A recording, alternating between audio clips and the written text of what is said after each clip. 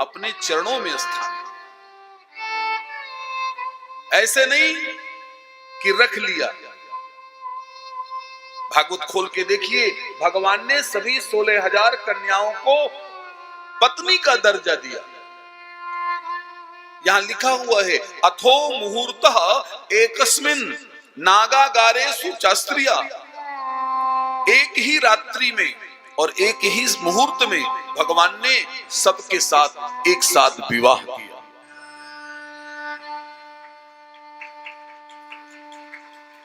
आप लगता है समझ नहीं पा रहे, तभी ताली धीरे धीरे बजा रहे। आप समझ लीजिए, हम भागवत में क्या लिखा, अथो मुहूर्त, अथो मुहूर्त, एक ही रात्रि में और एक ही मुहूर्त में भगवान ने 16,000 कन्याओं के साथ एक साथ विवाह किया। है दुनिया में किसी की ताकत? जो अपने को भगवान घोषित करते हैं कि हम भगवान, तो उस भगवान से कभी कहना 5 कुर्सी डाल देना भगवान के सामने और कहना भगवान 5 कुर्सी में एक साथ बैठ के दिखा दो। भगवान बैठेंगे? बंधु, इसको कहते हैं भगवान।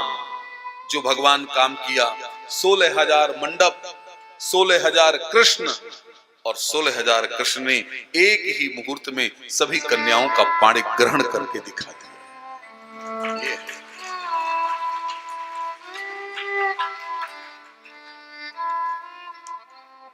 राजा परीक्षित कहता है, महाराज बच्चे कितने थे?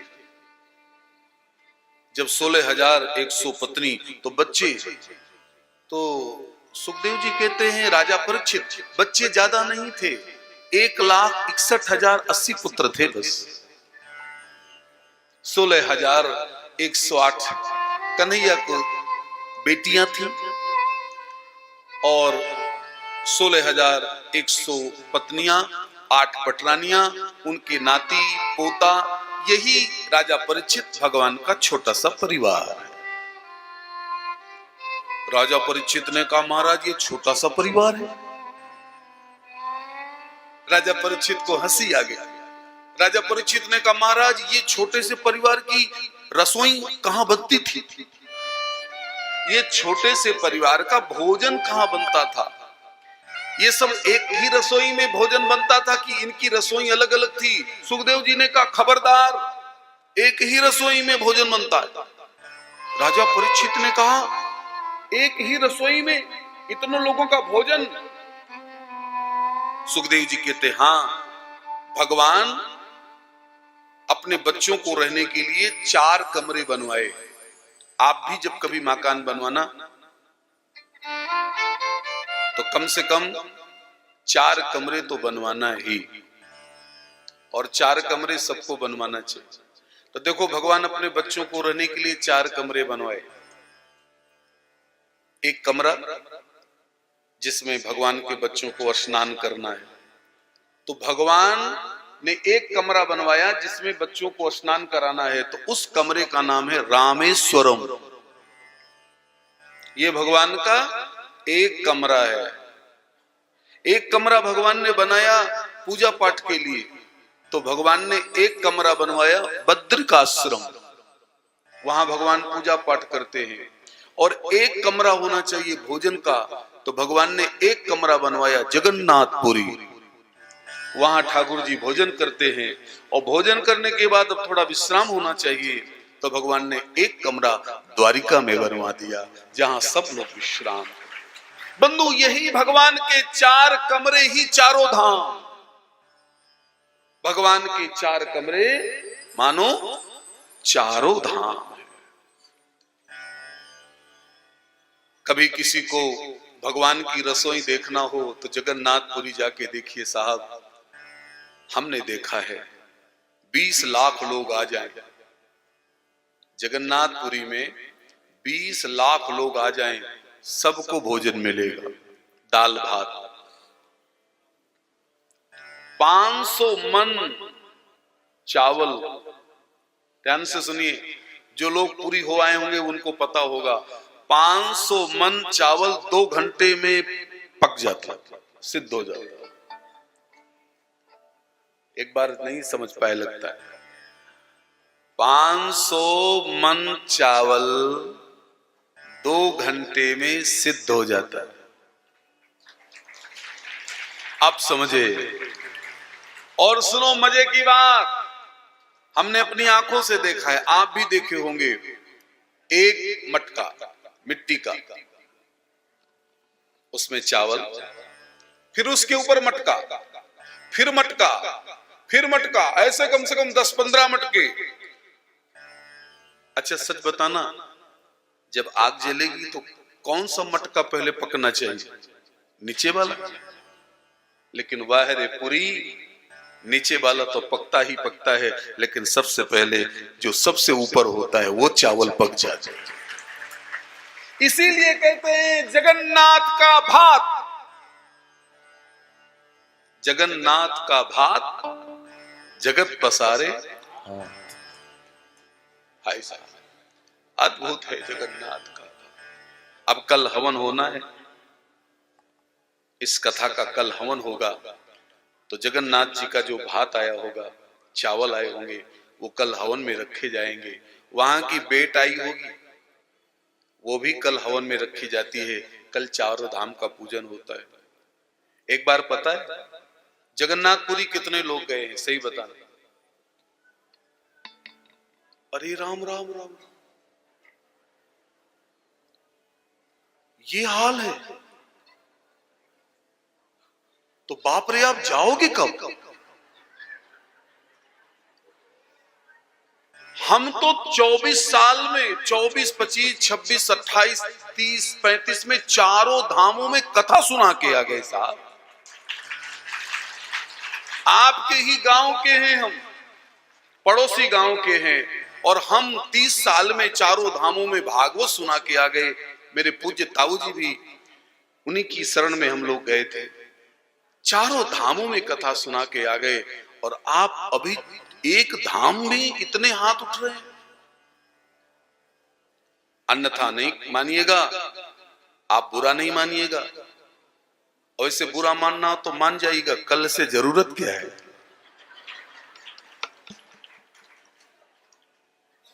लेकिन बुरा नहीं मानना, मेरी हाथ जोड़कर प्रार्थना है, जल्दी जाओ, जल्दी जाओ, और एक बार पुरी का दर्शन करके तो आओ साहब। ऐसा भगवान आपको नहीं मिलेगा। दोनों हाथ ऐसे किए बैठा है, ऐसे मानो जगन्नाथ भगवान कहते हैं, आओ मेरा बेटा, मैं तुझको गले लगाना चाहता। ऐसी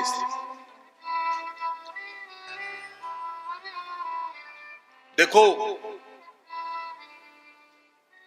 पुरी में पंडे आपको परेशान करेंगे। पुरी में पंडे आपको परेशान करेंगे। आप विचलित मत होना, हमको किया है इसलिए कह रहे हैं। एक पंडा पता है, एक आदमी से कहता है, 1000 रुपया दे तो तुझको नजदीक से दर्शन करा दूं। 1000 रुपया दे तो तुझको भगवान जगन्नाथ का नजदीक से दर्शन करा दूं। तो 4-5 बार कहा, 1000 रुपया दे नजदीक से दर्शन करा दूं, 1000 रुपया दे नजदीक से दर्शन। तो पता है वो आदमी क्या कहता है? बोले तू मुझको 500 दे दे, मैं लौट जाऊं।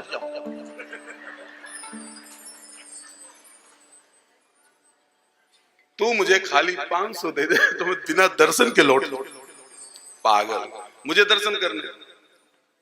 बंधु, मैंने पुरी का दर्शन किया है, हमने बद्रीनाथ में कथा सुनाई है, हमने रामेश्वरम में कथा सुनाई है। रामेश्वरम में भी साहब अद्भुत, रामेश्वरम की भी अद्भुत कहानी सुना दूं। 27 कुआं हैं, कुछ कुआं हैं, कुछ बावली हैं, कुछ सरोवर है। बस रामेश्वरम का दर्शन आपको तभी होगा जब आप 27 कुआं का स्नान करके आए। मुझे तो कभी कभी लगता है कि रामेश्वरम में सर्दी नहीं होती, नहीं तो जुकाम हो जाए। जब हर कुएं के पास पहुंचो तो वो नहलाता है, नहलाता है, नहलाता है। फिर इसके बाद गीले कपड़ों से भगवान रामेश्वरम के दर्शन होते हैं। बंधु, गीले कपड़ों से।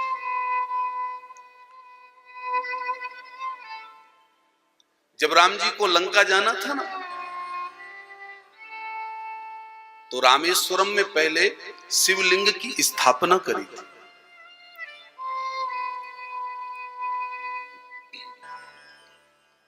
जब राम जी को शिवलिंग की स्थापना करना था, तो राम जी ने अगस्त जी से कहा, अगस्त जी, हमको शिवलिंग की पूजा करनी है, कोई पंडित बताओ, अच्छा पंडित बताओ, योग्य पंडित, कर्मकांडी पंडित। तो अगस्त जी कहते हैं, तो राम जी, इस समय योग पंडित तो केवल रावण ही है, रावण के अलावा शायद कोई योग्य दिए। तो देखो, वाह रे प्रभु, राम कहते हैं अगस्त जी फिर रावण को बुलाया जाए शिवलिंग की पूजा के लिए। तो अब रावण को बुलाने जाए को,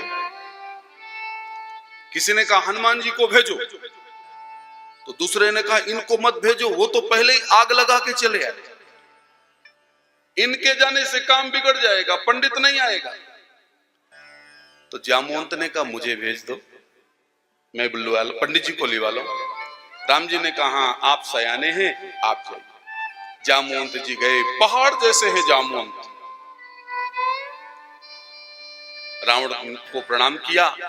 रावण ने भी जामवंत से पूछा, क्यों, आपके स्वामी ने संधि के लिए भेजा है क्या? जामवंत ने कहा नहीं, संधि के लिए नहीं, हमारे स्वामी शिवलिंग की स्थापना कर रहे हैं, उसकी पूजा कराने के लिए पंडित चाहिए। तो आप जैसा महान पंडित विद्वान दुनिया में कोई नहीं है, तो हमारे सरकार ने आपको पूजा के लिए भेजा है। एक बात कहूं क्या, रावण बड़ा खुश हुआ, क्योंकि रावण भूल ही गया था कि मैं पंडित हूं। रावण ये भूल ही गया था कि मैं पंडित हूं। रावण ने कहा चलो कम से कम किसी ने मुझको पूजा के लिए तो याद किया। रावण ने कहा जामवंत, रावण आएगा, जाओ अपने स्वामी से कह देना रावण आएगा। और रावण आया, पुष्पक विमान में बैठ गए। जरा झांकी का दर्शन करिए, जब रावण पुष्पक विमान पर बैठकर आया रामेश्वरम, तब राम जी ने रावण को प्रणाम किया। यह है शिष्टाचार। राम जी ने पंडित को प्रणाम किया, रावण ने भी आशीर्वाद दिया। कहिए कहिए, आपने हमें कैसे याद किया? राम जी ने कहा,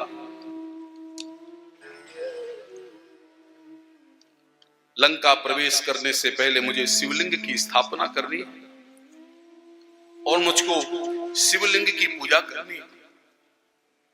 शिवलिंग कहां है? जिसकी आपको पूजा करनी है वो शिवलिंग कहां है? शिवलिंग तो नहीं। हनुमान जी ने कहा प्रभु मुझको 10 मिनट का समय दिया जाए, 5 मिनट का समय दिया जाए, मैं शिवलिंग लेता हूं। और हनुमान जी को तो जानते हो, हनुमान जी शिवलिंग लेने के लिए कैलाश पर्वत चले और हनुमान जी ने कह के गए 5 मिनट के अंदर कैलाश जाऊंगा और शिवलिंग कर लेकर रामेश्वरम आ जाऊंगा। लेकिन हनुमान जी कैलाश पहुंच तो गए, लेकिन शंकर जी ध्यान में बैठे। अब जब तक शंकर जी की ध्यानास्थान ना बंद हो तब तक शिवलिंग उठाए कैसे? अब उधर रावण कहने लगा राम जी आपका शिवलिंग आया? राम जी ने कहा अभी तो नहीं आया। तो रावण कहता तो मुहूर्त जा रहा है। मुहूर्त जा रहा है और मुहूर्त चला गया। तो फिर मैं पूजा नहीं कराऊंगा, मैं कोई साधारण पंडित नहीं, मुहूर्त के साथ पूजा होगी। तो राम जी ने कहा अभी तो शिवलिंग आया नहीं, तो कैसे? तो देखो रावण कितना महान कहता है। रावण कहता है हे राम, शिवलिंग की पूजा जरूरी नहीं कि पत्थर की हो, शिवलिंग बालू की भी बनती है। शिवलिंग बालू, उसका भी निर्माण होता है। आप बालू का निर्माण करें। अब तो बढ़िया, राम जी ने रेत का शिवलिंग बनाया। जैसे ही राम जी पूजा के लिए बैठे,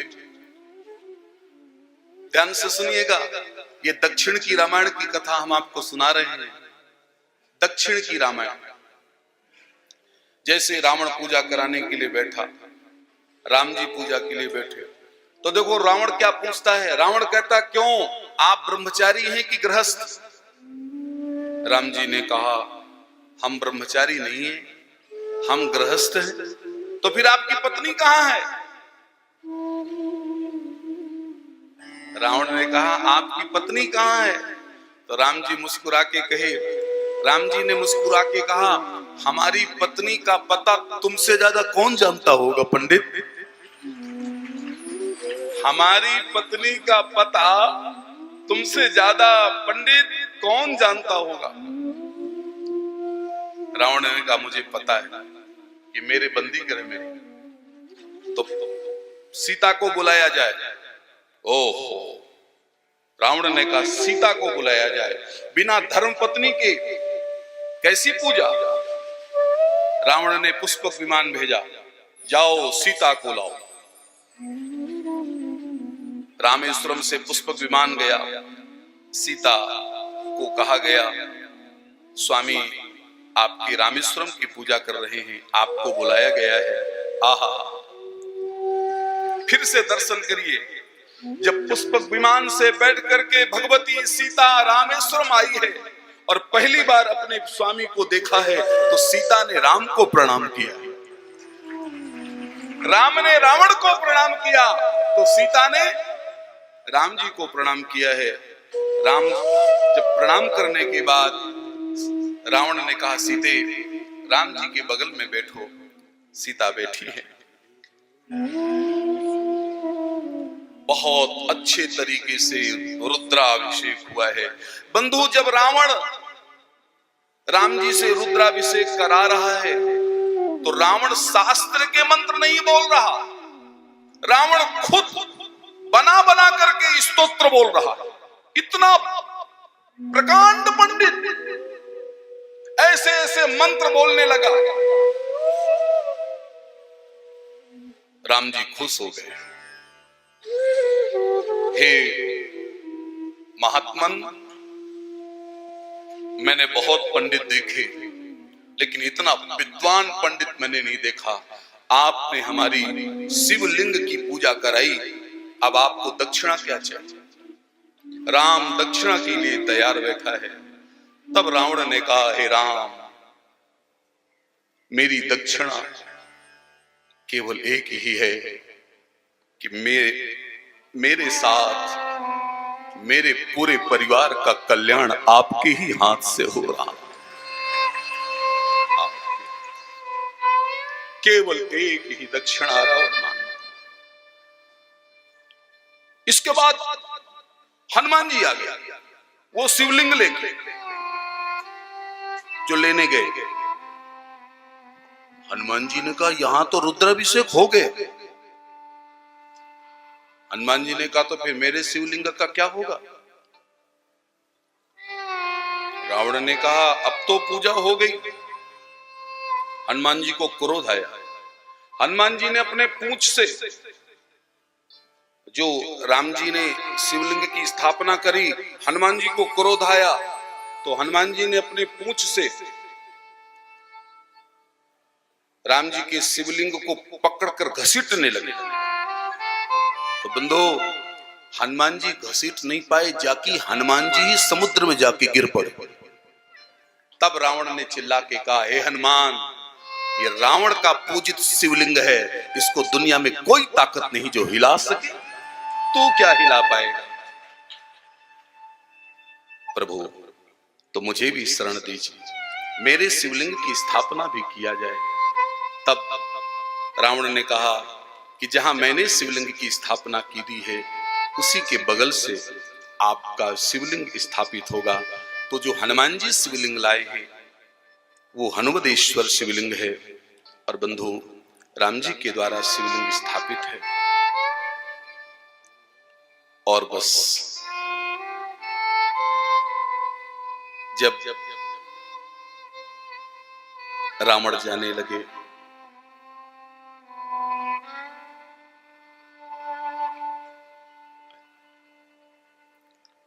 जब रावण जाने लगा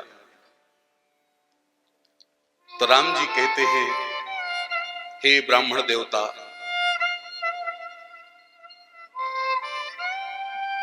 हे ब्राह्मण देवता, आपने हमारी पूजा कराई,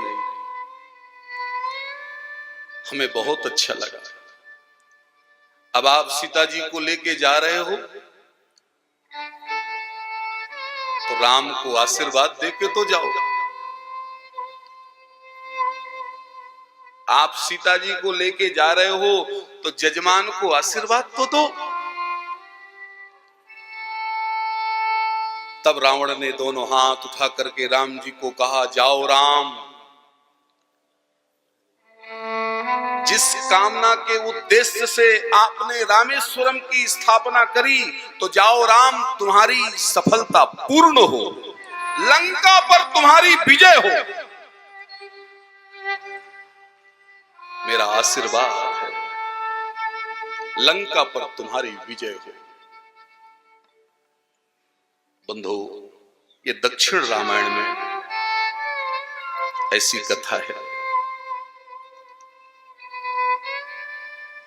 इसलिए जीवन में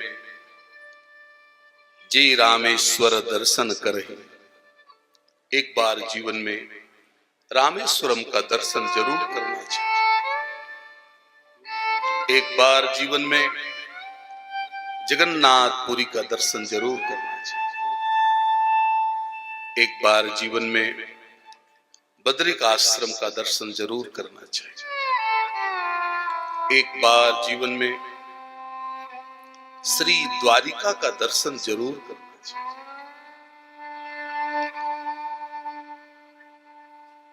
अभी हमारे अत्यंत प्रिय शिष्य श्री राजीव अग्रवाल, श्री संजय अग्रवाल, डॉक्टर सीताराम जी और हमारे प्रिय श्री विवेक अग्रवाल जी, सब लोग दक्षिण की यात्रा करके आए और दक्षिण की यात्रा करके फिर आज भगवान की कथा में भी पधारे।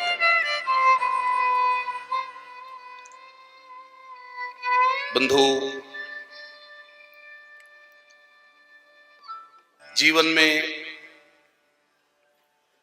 पूरा भारत भ्रमण ना हो पाए कोई बात नहीं, लेकिन अपने पूरे जीवन में कम से कम चारों धाम और 12 ज्योतिर्लिंग और 51 शक्तिपीठ, बस इतनी यात्रा यदि आपने कर ली ना तो बस हमारा यहां मनुष्य बनना और हमारा मकान दुकान बनाना ये सब हमारा सफल माना जाएगा।